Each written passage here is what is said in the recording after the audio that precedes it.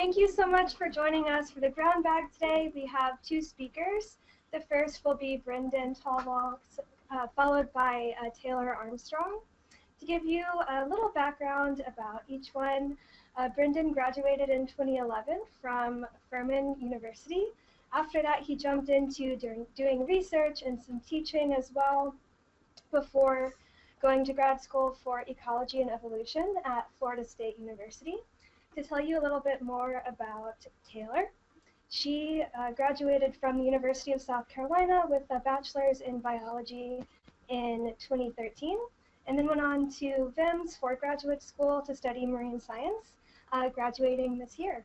A fun fact about both of them is that they're both from Louisville, Kentucky, and Taylor's dad actually taught Brendan math in school, which is pretty cool that they both signed up to present today. Brendan will be kicking us off, talking about discard mortality of deep sea sharks. And just to follow up, to let you know, Brendan is currently a fellow with the Marine Mammal Commission, and Taylor is a fellow in the Ocean Acidification Program this year. So let's give them a warm round of applause.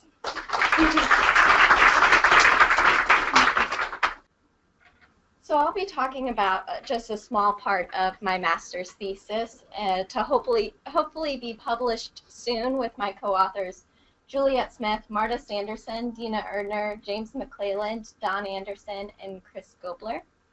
And I'll be discussing that why algae are what they eat. But the real takeaway from today's presentations is to save the innocent sharks and beware the scary blooms. Around 6 people die each year of shark attacks, while around 2,000 people die each year of paralytic shellfish poisoning, which I'll be talking to you more about. So why should you care about nitrogen pollution? Nitrogen is a natural part of aquatic ecosystems. Nitrogen supports the growth of algae and plants, which then leads to food for fish and habitat for organisms. But too much nitrogen, especially from human acts, can lead to water becoming polluted. These nitrogen sources can lead to larger, more toxic algal blooms, which directly impacts human health.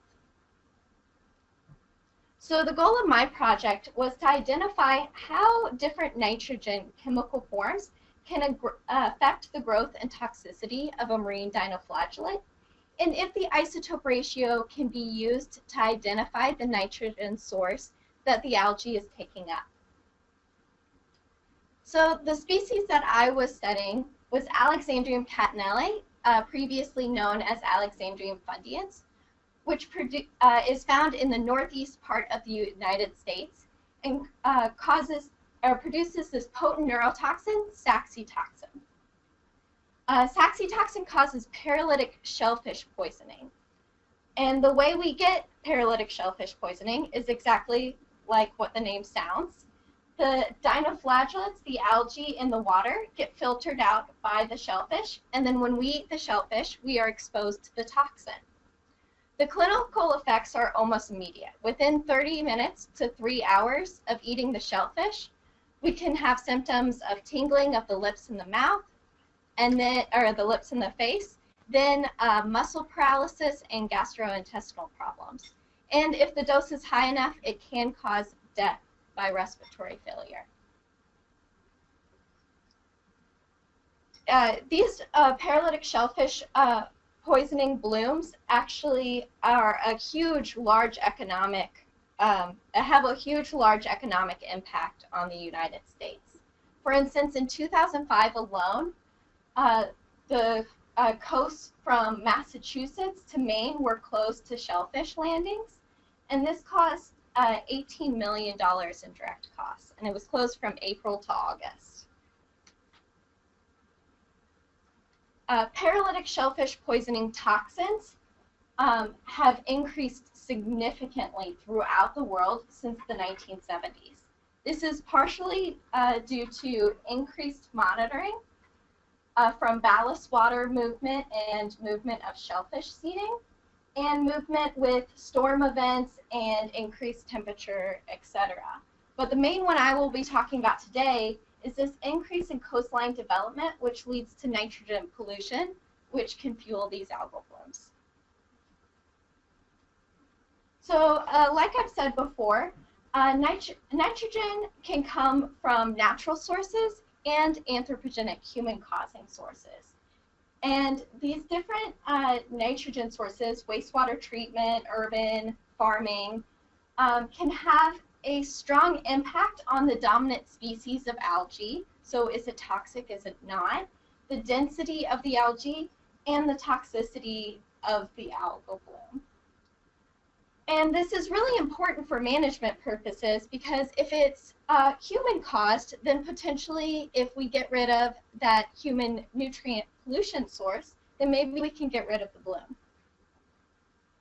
So my two objectives was I wanted to answer the questions, does the toxicity of Alexandrium catenellate change when grown on either nitrate, ammonium, or urea? And what is the change in nitrogen isotope ratio by Alexandrium catenellate when grown on either nitrate, ammonium, or urea?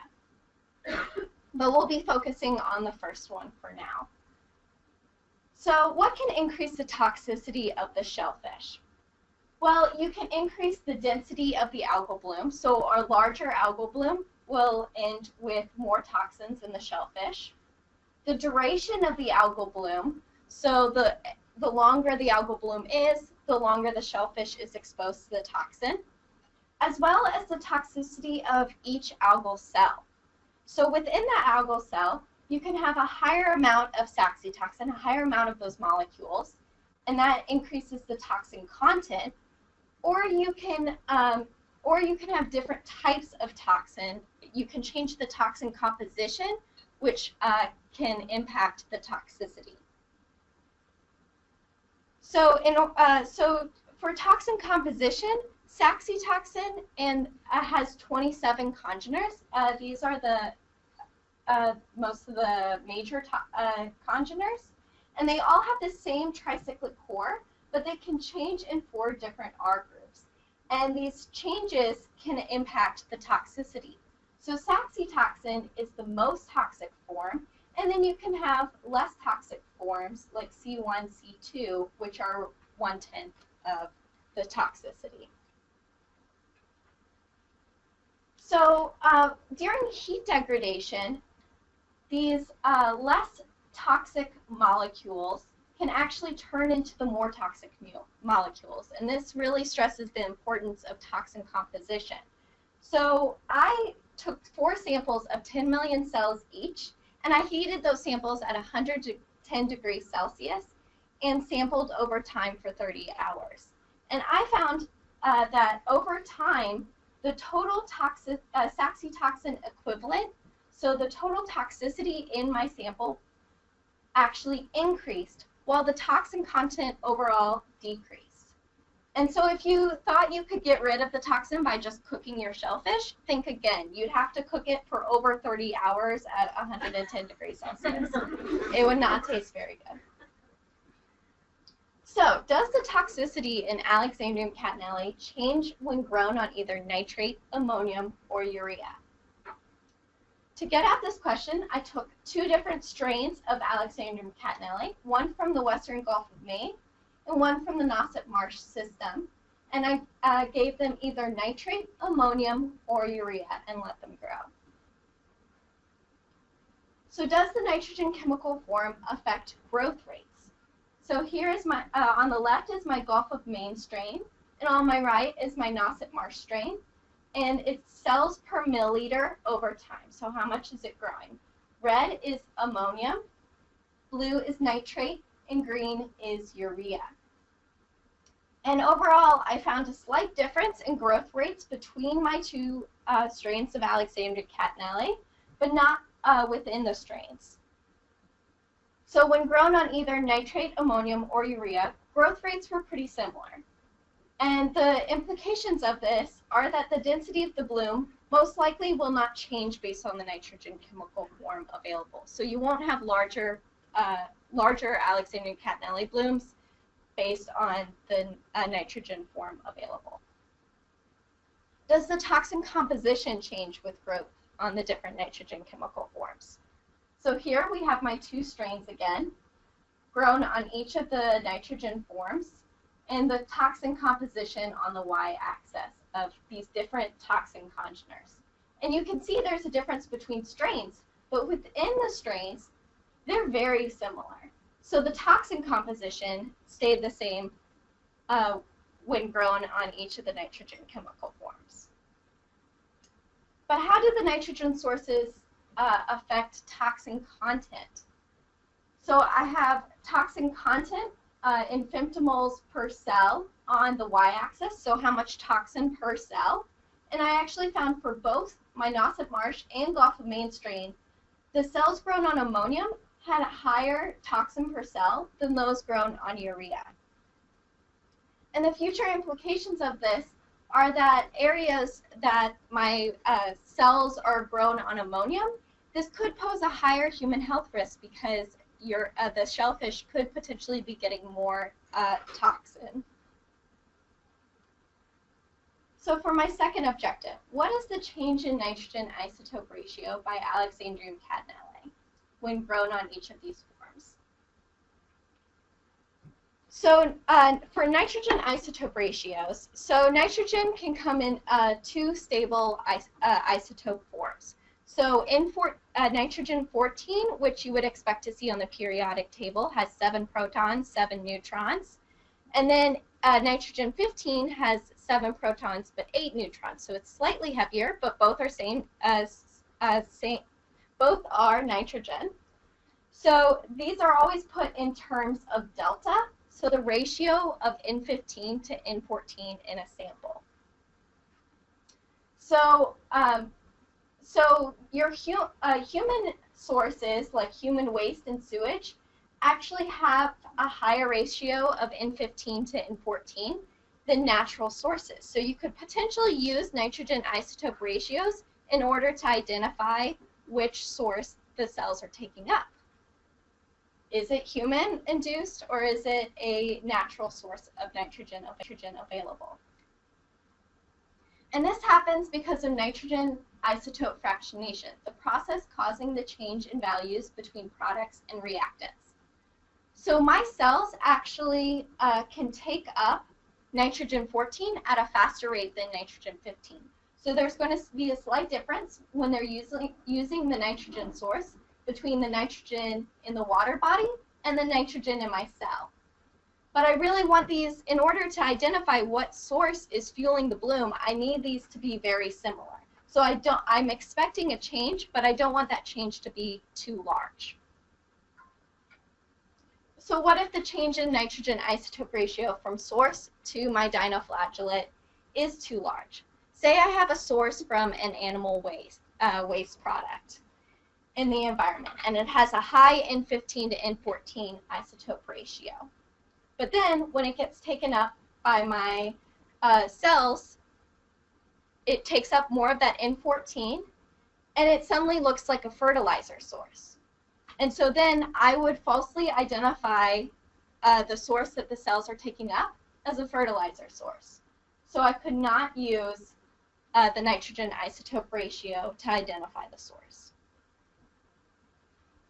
So what is the change in nitrogen isotope ratio? So in this table, we have my 2 strains grown on nitrate, ammonium, or urea. And we have the nitrogen 15 to nitrogen 14 ratio of the source in the last 6 hours. And then the N15 to N14 ratio of my cells at the end of the experiment. And that difference in isotope ratio, so that difference between my source and my cells. And so for urea, for both strains, urea showed the least difference between my source and my cells, followed by nitrate. But there was this large difference when they were taking up ammonium between the isotope ratio of the source and the cells.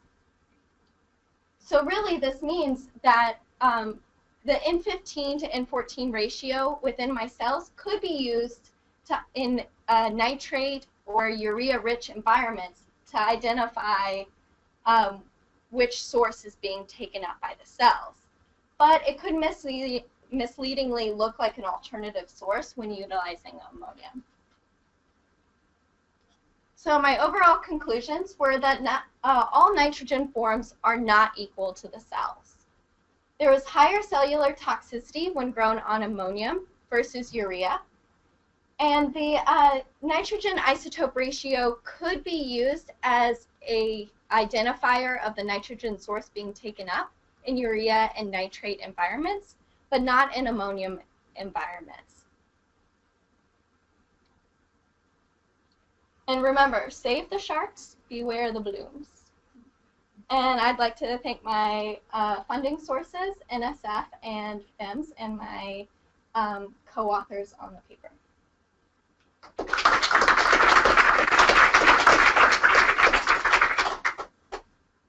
have time for a few questions. Yeah. Any thoughts on what's causing that huge amount of fractionation between the ammonium and the algae?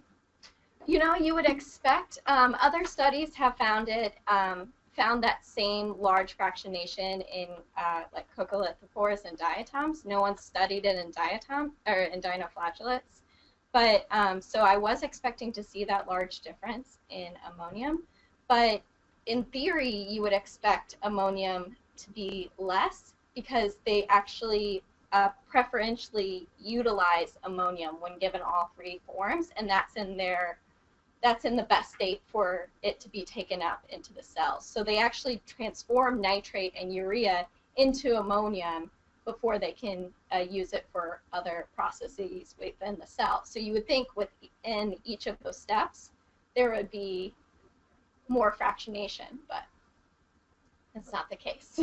So something internally is happening. Yeah, no.